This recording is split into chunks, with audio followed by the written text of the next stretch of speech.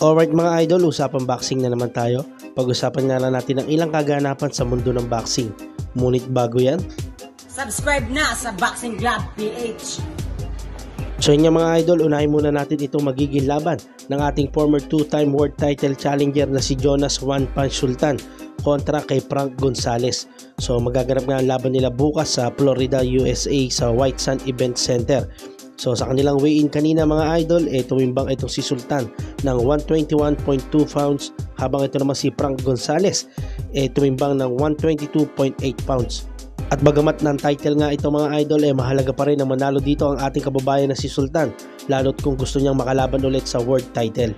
So ito nga po si Sultan ay may kartadang 18 wins with 11 knockouts at may 6 na talo, habang ito namang si Frank Gonzalez ay may 12 wins with 6 knockouts at may 3 talo lamang. Sa iba pang balita mga idol, ishare ko na nga rin ang ilang pang magiging laban ng ating mga Filipino boxers. So sa darating na September 9 naman, lalaban ang ating kasalukuyang Philippine Flyweight Champion na si Ben Ligas. So makakalaban niya ni Ligas si Andres Campos. So paglalabanan niya nila ang bakanting IBO Intercontinental Flyweight title. So ito nga si Ben Ligas may kartadang 15 wins with 9 knockouts at may 3 talo lamang. Habang ito namang si Andres Campos may 15 wins with 4 knockouts at may nag-iisang talo. At sa darating na September 16 naman mga idol, mapapalaban din ang ating former world title challenger na si Mercito No Mercy Gesta.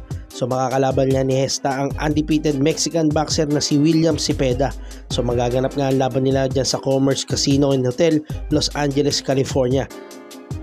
So mabigat nga ang labang ito para sa ating kababayan na si Mercito Gesta na may edad na nga ngayon 35 sa kasalukuyan. So ito nga po si Cepeda ay may edad lamang na 28 at may undefeated record na 28 wins with 24 knockouts.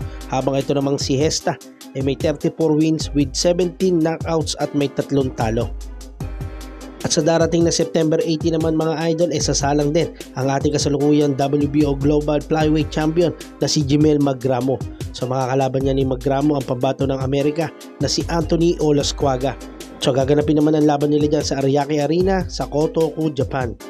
So ang laban nga nito si Jimel Magramo ay undercard niya mga idol sa bakbakang Kenshiro Teraji at Heikki Badler at Junto Nakatani kontra naman kay RG Cortez. At sa darating naman na September 29 mapapalaban din ang ating undefeated featherweight prospect na si Leonard The Matrix Sarcon. So makakalaban niya ni Sarcon ang Colombian boxer na si Wilner Soto. So mga idol, kung inyo nga pong maaalala, ito nga pong si Wilner Soto dati na rin tinalo ng ating former world champion na si Jerwin Pretty Boy Angkahas. So ito nga po si Leonard Sarcon mga idol kasalukuyang nasa Amerika na at nasa pangangalaga ni Coach Joven Jimenez. So hanggang dito na lamang muna mga idol. Maraming salamat sa mga tumutok. Huwag niyo pong kalimutan suportahan itong ating mga videos. Please like, share, and subscribe. And please support boxing. Thank you. Subscribe na sa Boxing Club PH.